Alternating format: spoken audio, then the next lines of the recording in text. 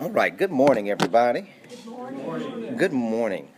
We are in the middle of a series entitled Words to Live By. And as we're investigating the what I like to call simple but often profound words that we take for granted, yet have powerful impacts or can have the potential to have powerful impacts in our lives. We have looked at the power of saying thank you, and now we're ending a short stint of looking at the power of saying no.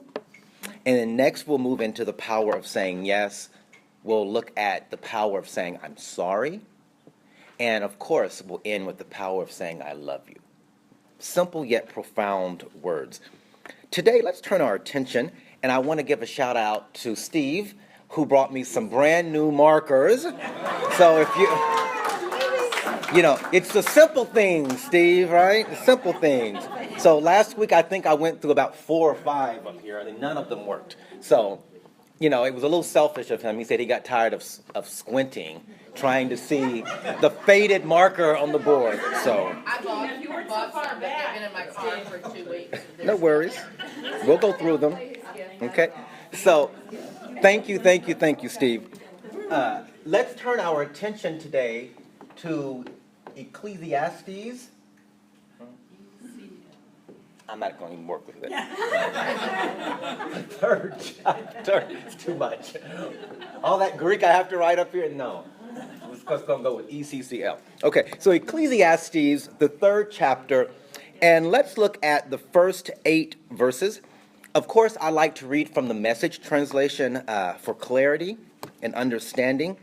So again, Ecclesiastes, the 3rd chapter, the 1st through the 8th verses. Now listen for the word of the Lord.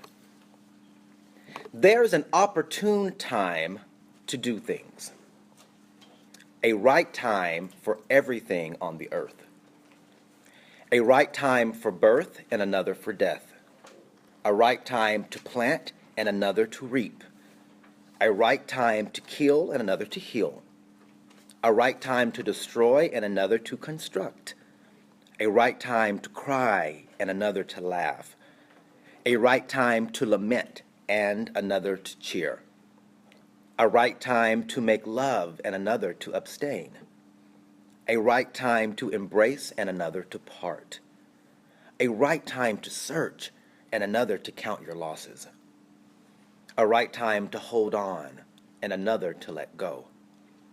There's a right time to rip out and another to mend, a right time to shut up and another to speak up, a right time to love and another to hate, a right time to wage war and another to make peace. The word of God for the people of God. Thanks be to God. Thanks be to God. Words to live by, the power of saying no. Has anyone had the opportunity this week to flex their no muscle? Anyone think about the lesson a little bit? Well,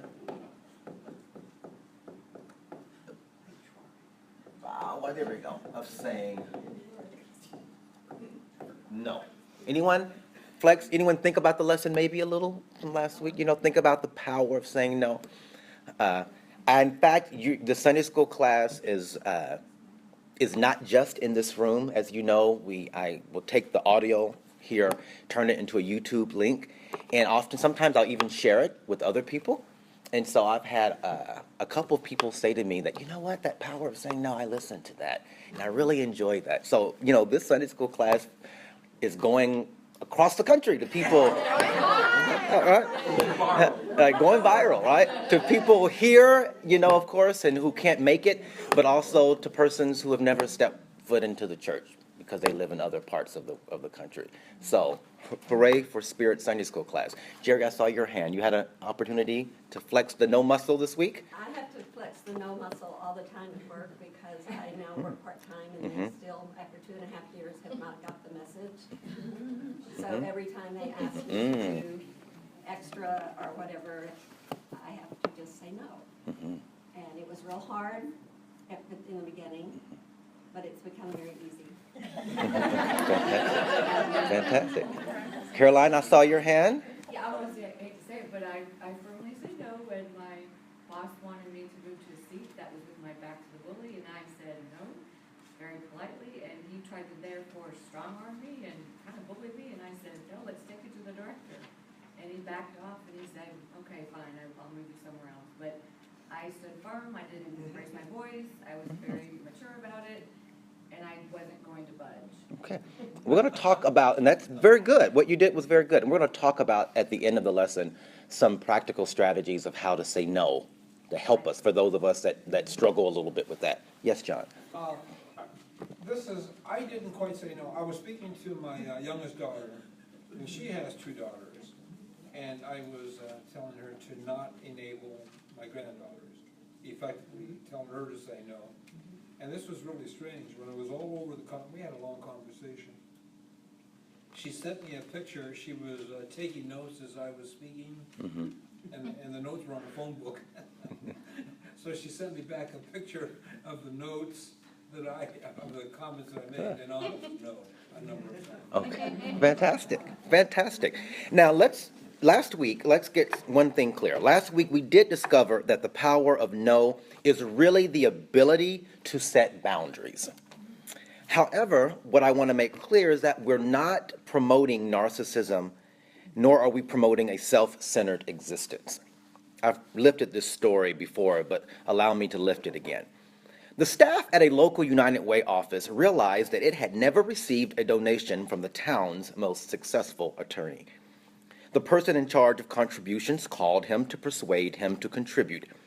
Our research shows that out of a yearly income of at least $500,000, you give not one penny to charity. Wouldn't you like to give back to the community in some way?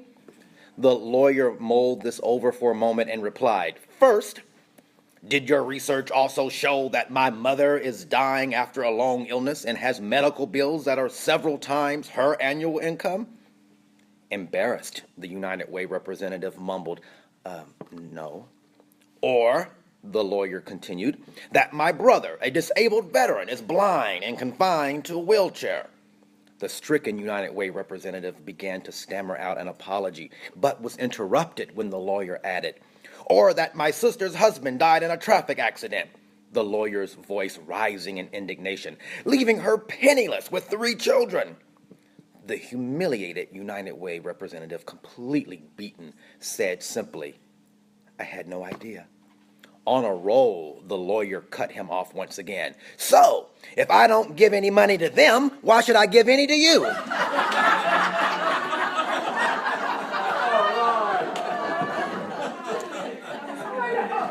This is the challenge of teaching and preaching.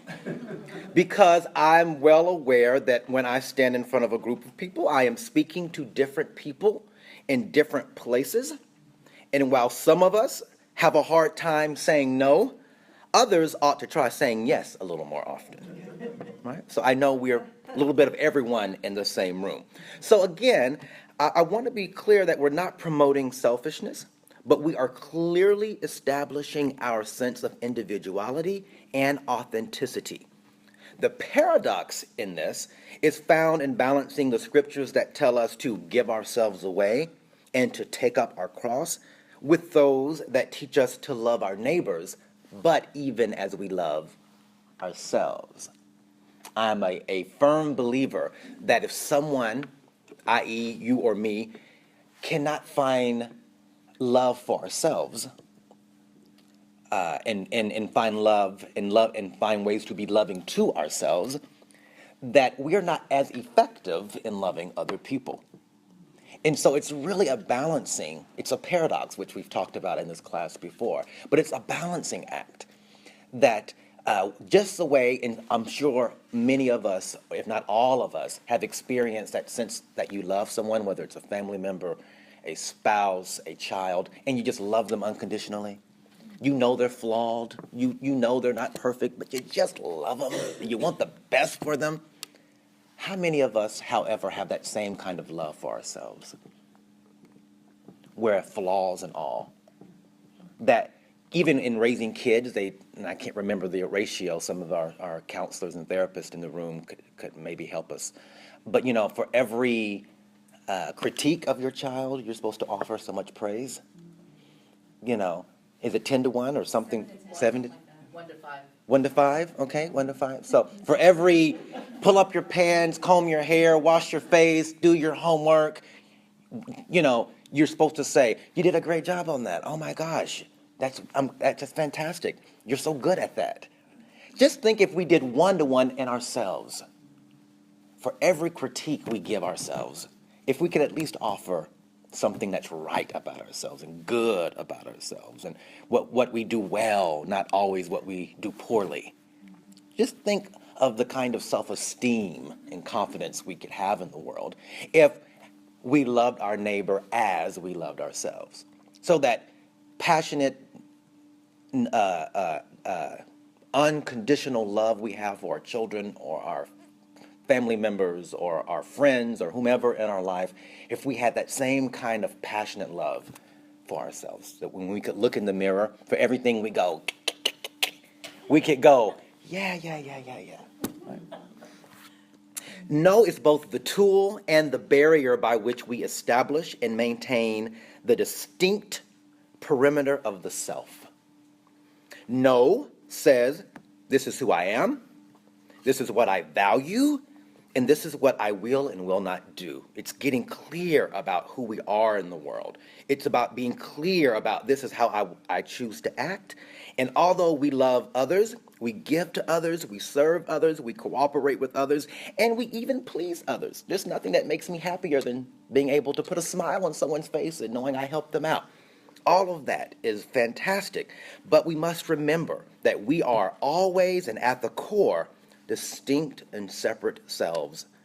And we need to kind of carve out that space and support that space so that we can be who God created us to be and not get lost in the needs, the wants, the opinions, the journey of other people.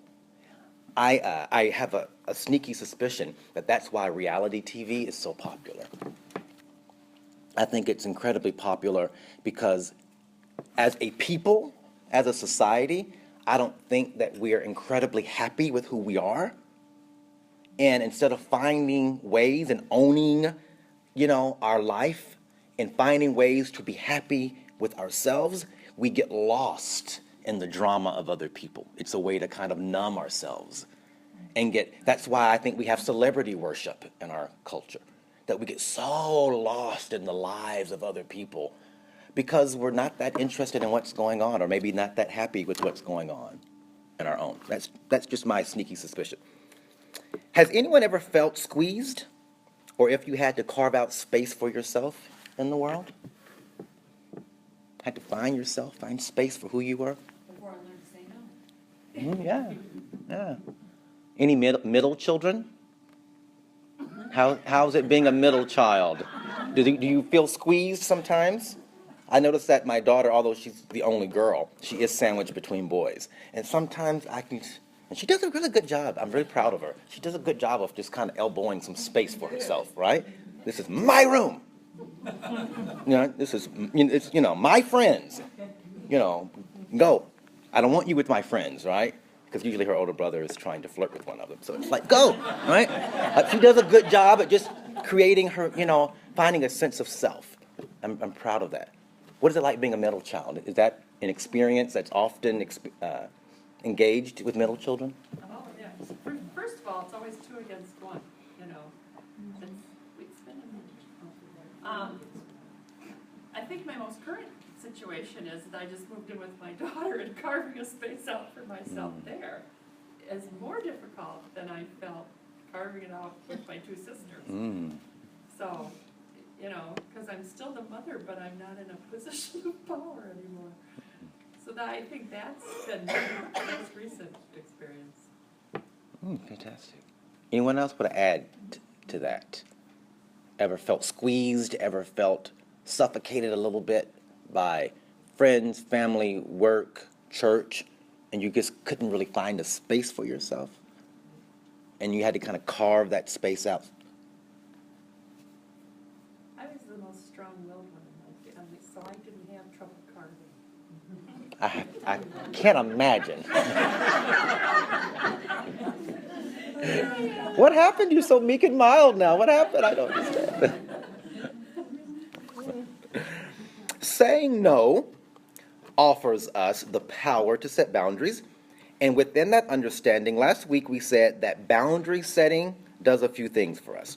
First, it promotes self-care, right? I think there's no more important word for self-care than no, right? Taking care, recognizing what you need, especially in all kinds of relationships, romantic or otherwise. It's a little insane to expect other people to automatically know what we need.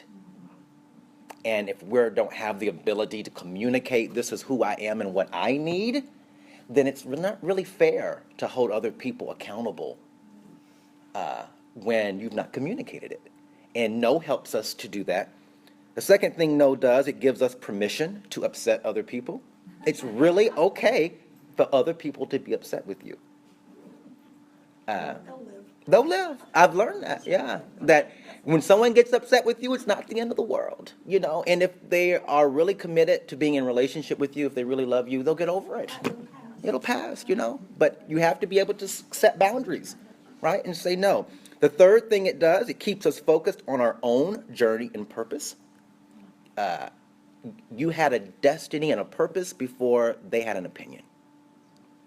Right? And so sometimes I reference the scripture of Jesus in the temple as a young kid. And he said, well, didn't you know I'd be about my Father's business? Right? I think some of us have lost sight of God's business in our life and what we are to be about doing in the world and living out our best lives in that way. And sometimes saying no helps us to set some distinction between what God has us to do in the world and what everybody else has us to do in the world. Because if you don't fill up your time with something, other people will find stuff for you to do, right? They'll place burden on you. And lastly, we said that saying no helps us live the greatest, most authentic expressions of ourselves, because knowing what we don't want often helps us identify what we do want. So let's pick it up right there today.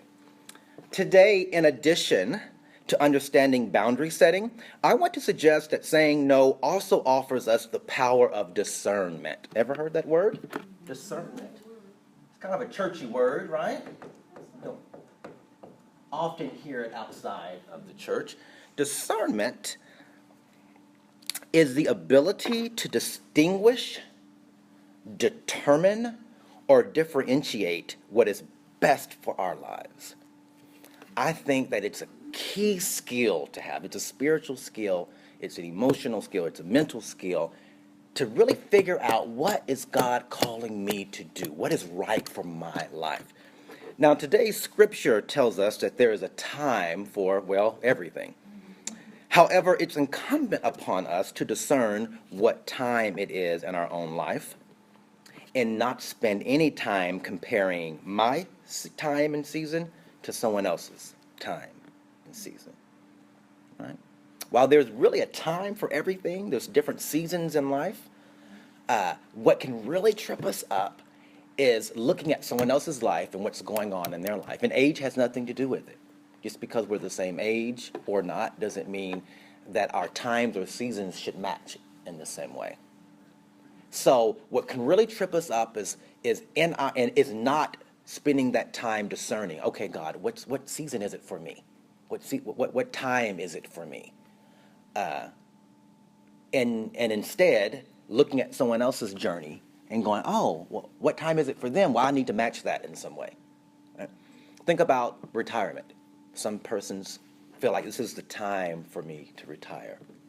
And other persons say, oh, no, I really don't want to. I really want to work on, right? Well, what time is it for you? Well, you can't match what's going on in someone else's life. What has God planned and purpose for you? If we can discern what time or season it is, then we can say no to that or to those for whose time it is not. When we discern in our lives, okay, this is what time it is for me, it empowers us to be able to say, well, no, that's not my season for that. No, that's not what God's purpose for me. But it really first takes getting clear or discerning who we are and where we are. Again, I'm not promoting narcissism or selfishness, but as far as we know, this is the one life that we've been given. It belongs to us, and it's really our responsibility to keep it on course. Have you ever felt that it just wasn't the right time for something? And the thing itself can be a good thing, right? But a good thing at the wrong time can be detrimental. Timing is everything. Oh, isn't it? And what do they say a vow in real estate? Location, location, location. In life, it's often timing, timing, timing. Right? Ever met the right person romantically, but it was just the wrong time? Right? Anyone want to share a story of something that it just wasn't the right time for? Well, one that comes to mind is just kind of funny. Years and years ago, it was back when I was working for the Dallas Police Department. My boss's best friend, he thought that we would make a great couple. And so he introduced me to his best friend. And I thought that guy was the most stuck-up, arrogant person I had ever met. And I think he thought the same about me. We both just, it's like, blah. Okay, well, a year later, we met just on our own, without being put in a room with my boss closing the door. That's what he did. He threw him in my office and closed the door. Okay, we met a year later. We ended up dating for 3 years. It was Wow. a really good relationship. But not at first, right? Just not the right time. Anyone else have a story about just not the right time? Yes. I was seeing a girl, this is many, many, many years ago, and I was dating her for about 2 years, and I thought we were meant to be married, and then she drops the bomb on me that she's going to change her career and go to law school. And then I said, okay, I'll accept that. And then my ego got in the way. I could not handle her being a lawyer. And No, that's very self-aware. That's very self-aware. more Yeah. importantly, I could not handle being part-time. That was the big problem. Mm-hmm. And I never forget this. We played tennis, and I was totally out of my element. I got mad, and I complained to her every shot that she made in tennis. And looking back, I'm thinking, boy, my alter ego just overtook me there. And I didn't know I was in that moment what I was doing, but after the fact, Yeah. stupid. Where is she now, Mike? She's happily married to an attorney. She's a senator. And the key word is happily. Okay. Very good. Very good. Absolutely. Now, I believe in collective wisdom. It's the way that the ancient Hebrews interpreted Scripture, that you read it and there was power and wisdom in the collective thought. So let me offer some scenarios to you, and let's talk a little bit. Let's use our collective wisdom this morning. When her boss criticized her for the second time as a chatty Cathy, whose work was late because she wasted too much time talking, Amy felt hurt and unfairly evaluated. Was it her fault that people loved to stop by her cubicle? How was she supposed to turn away Marcia, whose aging mother presented so many problems? Or Jim, who wanted her thoughts on the best way to proceed with his clients? Her colleagues needed her support. Cutting them short would hurt their feelings and her relationships, right? How would you proceed? I knew someone at work that put a sign up that said, please make an appointment. That's good, right? That's creative. Or when they stop by, just say, I'm sorry, I'm busy, can we talk at lunch? Let's go to But lunch together. what if that hurts their feelings? Too bad. Or you could also, that's a great idea, but preface it with, I really want to hear what you have to say. Right, It sounds yeah, really exactly. interesting. I just don't have time right now. How about lunch? Yeah, exactly. Or a drink after work. Or how There you go. about next year? Yeah. I don't want to talk. Yeah. But How many of you feel, and it's not everyone's gift, clearly, there's different members of the same body, but how many persons feel like it's a gift of yours to be a listener or to be a caretaker or to be helpful, right? When I'm being paid. Yeah, well, when it's your profession, right? It's different when it's your profession, right? Yeah. That's something that I really have to watch, because sometimes if I have a friend that'll go on and on and on about a problem, I feel like I'm in session, and I'm like going, I'm working, Not getting paid. I Yeah. have to really watch that. Absolutely, absolutely. And the same is very true on this side, I consider myself a teacher of spiritual truth. And so, when people at work come and, I find myself talking about their childhood, and so sometimes I'll say, oh gosh, my preacher is showing, let me cover it up. I don't want anybody to, but sometimes it's hard when you feel like that really is a gift of yours, whether it's your vocation or not. It's a gift to be a caretaker, to be a listener, to be a helper, not for that gift to be abused in some way. And it's not intentional, right? It's not like other people are intentionally abusing you. They're really being helped. They feel blessed by your friendship. But again, you have to discern, this is the time to work. Later will be the time to chat. Or this is, a boundary that I must set, because too far, then I feel like I'm working. I'm not just a friend with a listening ear. I'm feeling drained by the relationship. And sometimes it is the season, and I'm in that season right now, honestly. Sometimes it is the season to discern who you choose to be in relationship with. I'm a big proponent of that. We own our own lives. God and we are in control of this thing. We are co-creating this life together. And you get to choose who you are in relationship with. Now, spiritual truth. You have many reasons to hold a grudge, but you have no right to. Jesus taught us to pray, Lord, forgive our trespasses or our debts as we are forgiving. So this is that spiritual truth. You must, for your own well-being, you must forgive, but you don't have to be in relationship. You get to choose who you invite into your life. You must, spiritual truth, you must forgive. You don't have to be in relationship, right? And forgiveness is a process. It doesn't mean you forgive just like that, but for your own health, spiritual and otherwise, you must find ways to let go of grudge and resentment and anger and hostility. But it doesn't mean you have to hang out with people. Right? So that's a boundary setting. Let's offer another one. The invitations are in the mail, but the impending marriage is a mistake. The job looks good to the rest of the world, but it's making you sick in the morning. Your family has sacrificed to pay the tuition, but law school feels like a poor fit. When you find yourself going down the wrong road, how do you say no and find the power to change course?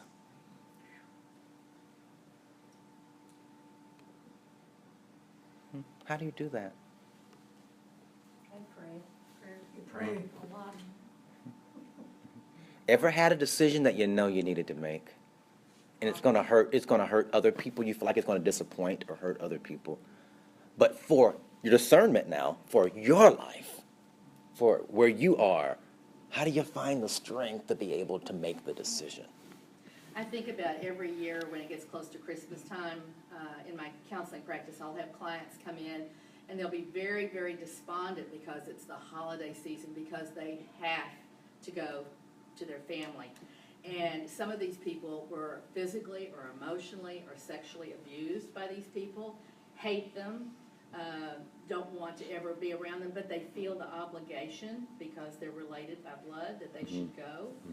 And so that's a real conflict within the same thing. I have rape victims who were victimized by a relative, a brother or an uncle, a father or whatever, and they still feel like they have to associate with them. So they don't set any healthy boundaries, and they're constantly being, re-victimized.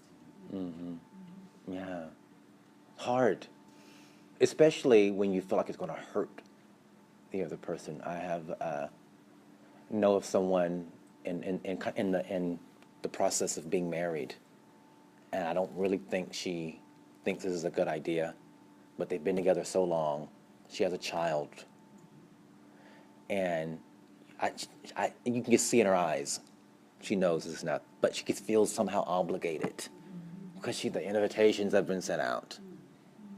You know, the people are coming. I've already paid money. You know, I've paid for the ballroom and the reception, and my parents have paid money. And, you know, how do you say no? Yes, I saw a hand. Somebody once told me a long time ago that being a Christian doesn't mean you have to be a doormat. That's just always stuck with me, because sometimes you just want to let people walk on you and take advantage of the situation or do something that you're not comfortable with. And I'm like, no, I can love that person, but I don't have to be a doormat.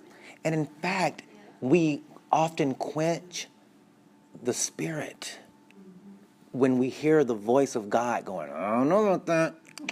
Like, beep, beep, beep, beep, beep. And you go, oh, and you just kind of quench the spirit. There is absolutely no mistake I've ever made that God didn't try to get me out of it first. All of the big whoop-whoop-whoops, you know, God said, don't do that, Ray. But that little voice, I just quenched my own sense of intuition, my own inner leading and guiding, and went, oh, and I tried to justify it in all kinds of ways. I saw another hand. No? Okay. You know, interestingly enough, we're putting ourselves in the position of saying no, but how do we respond to being told no? Can we take hearing it? If we can dish it out, can we take it? How do we respond when your heart is set on something and you're really counting on someone, and in their own boundary setting, they say, I really can't do that. You know, how do we take it when our adult children tell us no? Right? And we still have that sense of, how dare you? I'm the parent. I can hear my own mother's voice. I am still your mother, right?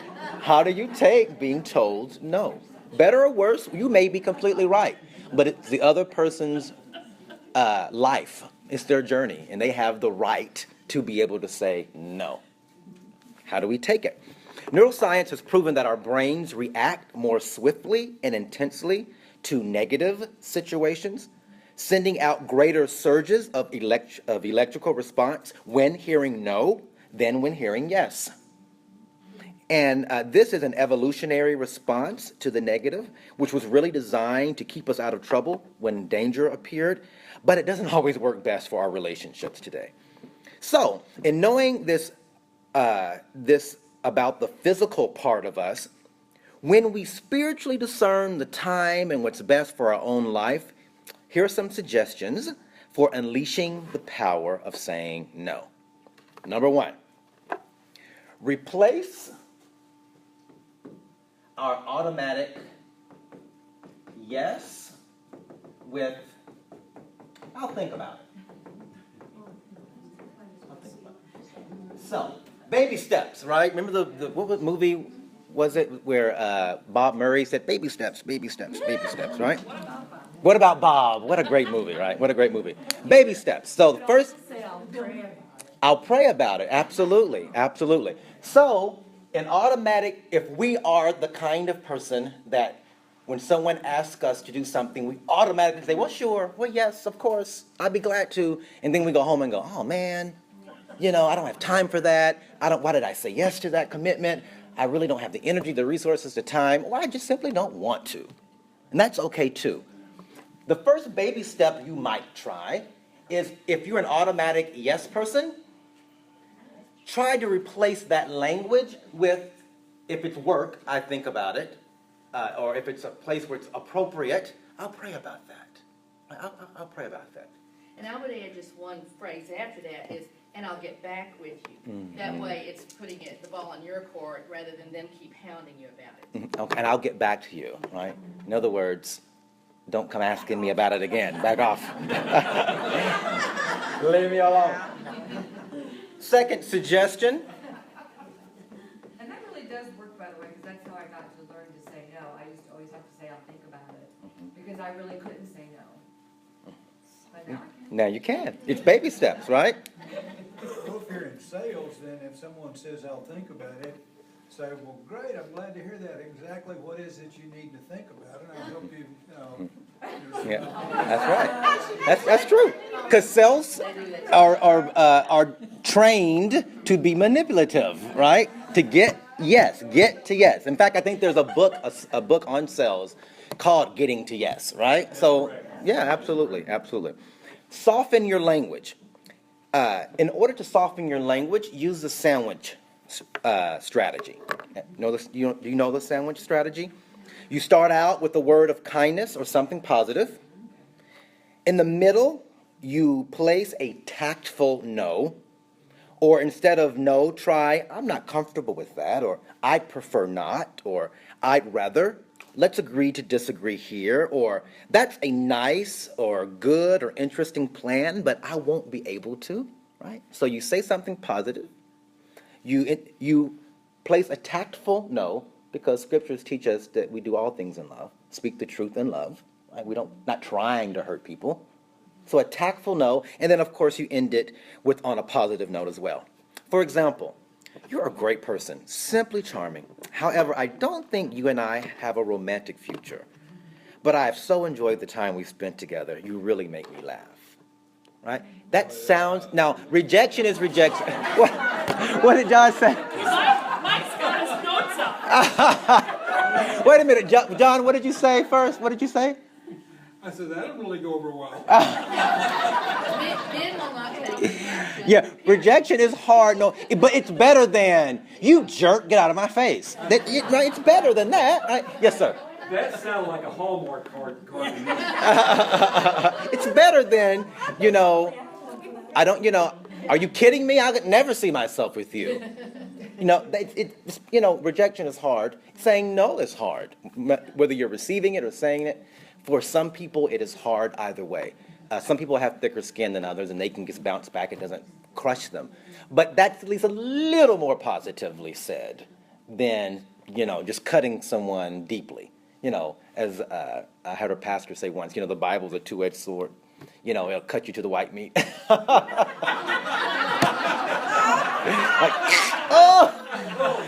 No will cut you to the white meat. I'm telling you, it hurts. So you try to soften it and put a little anesthetic or something on it, kind of numb it so it didn't hurt so badly. Yeah, I saw a hand. Yes. He didn't like that when he said, but one I was taught the other day is, I think you're a great guy, I just don't think we're a match, I hope the best for you. And they love that, they're like, thanks for being so honest, people usually just don't answer my phone calls. And then they come back 3 days later or 4 days later and they say, now what is it that you really don't like about me? I haven't had that. And that's just you, because you're so endearing. Yeah. People are at your door knocking, and she gets an embarrassment of riches of guys, So don't listen to her. That's not everyone else. Most people are like, okay, see you later. But when you're a really great catch, people come back and they go, are you sure? Please, will you think about it? What can I do? I don't think it's that, I just think they can't take rejection. Yeah, I said this yesterday. I went to a co-ed baby shower. It was interesting that I went to a funeral and then I went to a co-ed baby shower. So I was celebrating the end of a life and then the beginning of one. And we were talking, and I said, I'm going to tell you some of the guy secrets, that guys are really the most insecure beings on the planet. And a lot of it is covered up with the super macho, arrogant, which is all often to cover up insecurity. And we hate being rejected. Because there was a friend of mine who was saying that she was out someplace and a guy asked his friend to come and speak. And she said, that's like high school. I can't believe he would, I say, it's just hard. Not all guys, but in general, guys have a hard time.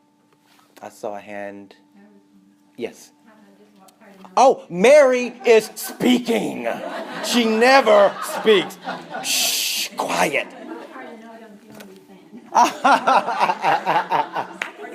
What part of no don't you understand? People. Okay. Hutch, then we got our third one.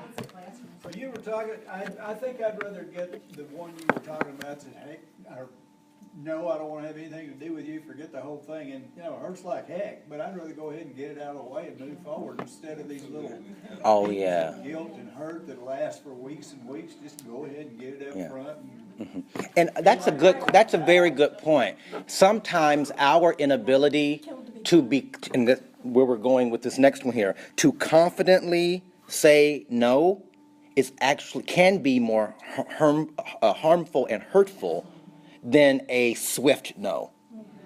Because dragging it out can actually place a lot of expectation and leave lots of room for disappointment and hurt. That's a very good point. Leaving somebody with dignity doesn't mean you leave them confused. Yeah, that's good. That's very good. That's very good. The third one here is contain your feelings. Because we understand that no will likely invoke a quick and emotional response neurologically in the other person, no is best delivered in an air of zen. Right? In an air of zen. This means be sure of your no. Make sure your no isn't shaky. Be confident in what you have discerned for your life, and then calmly and confidently own your life. And be sure of your no. Because when you, and Hutch brings up a good point about salespersons are trained to hear uncertainty. When you, kind of no, I think no, oh, maybe no, then there's lots of room, right? But when you can be confident in your no isn't shaky, you have discerned, you have prayed, you know what season it is in your life and what season it is not in your life, then you can calmly, because we're doing it in love, right? Because we know it's going to invoke a response or possibly hurt in the other person. So we want to be able to confidently, assuredly, yet calmly be able to say, no, thank you. No, thank you. Yes, no, thank you. Okay? Amen. Any questions, comments? It's 12 o'clock.